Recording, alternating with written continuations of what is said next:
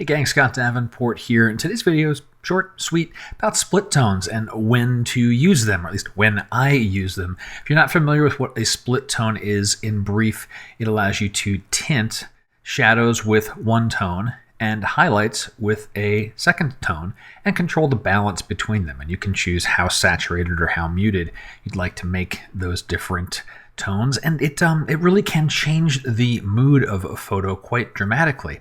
So for me, I tend to use split tones when I have either monochromatic scenes or scenes that there just isn't a whole lot of color going on, to just change the mood. And I thought the best way to explain that is to show a couple of examples.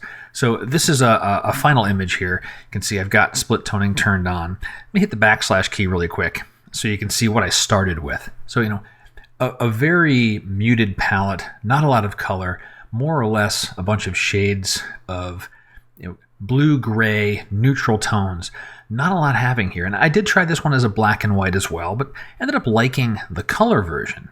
Let's put back on the final edits there. And now taking a look at split toning. I'm using Lightroom here, but any tool that has split toning, you'll see the same types of things. I'll turn that off.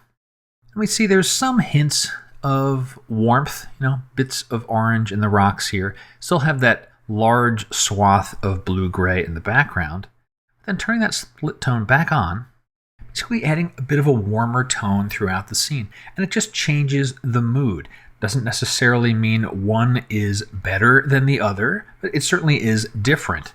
And you'll notice in this case, I'm using very, very low saturation. And in fact, in the shadows, nothing. There's no change in the shadows at all. It's all being affected in the highlights.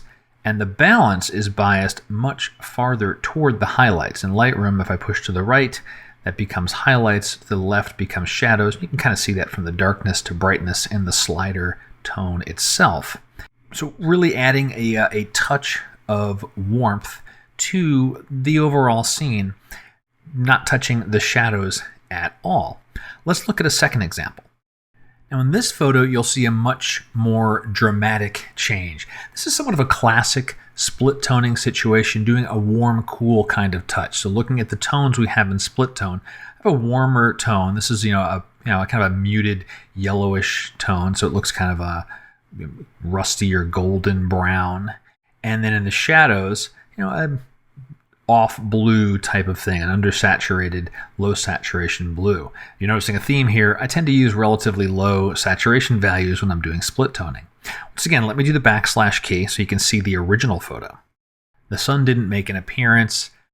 A very monochromatic palette, but interesting textures and some brightness up in the sky. Let's go back to the final processed image. But before the split toning, turn off the split tone. More pleasing image from where it began, but still very monochromatic, very blue, very little hints of any other colors. Turn that split tone back on, and it's a dramatically different photo. The mixing of the warm tones in like the middle grays and up in the highlights, that's creating almost a bit of a purplish hue.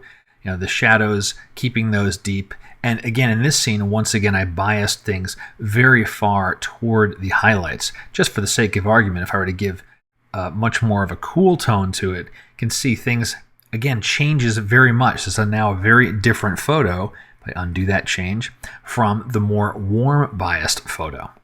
Well, that's a couple of examples of when I reach for the split tone. If I had to summarize it into rules, air quotes around rules always in photography, it's scenes that are monochromatic to begin with. There's not a lot of color and I want to add a little bit of tinting. I use lower saturation values. I don't tend to throw tons of color onto a scene, just accents with the split tone.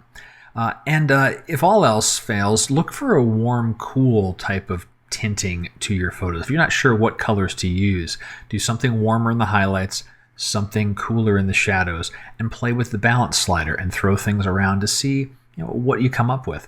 I like to use them as finishing touches to my photos. A nice split tone from time to time will really change the mood of the scene. So have fun with split tones. You got questions about photography, drop them in the comments below. And until next time, my name's Scott Davenport. Happy shooting.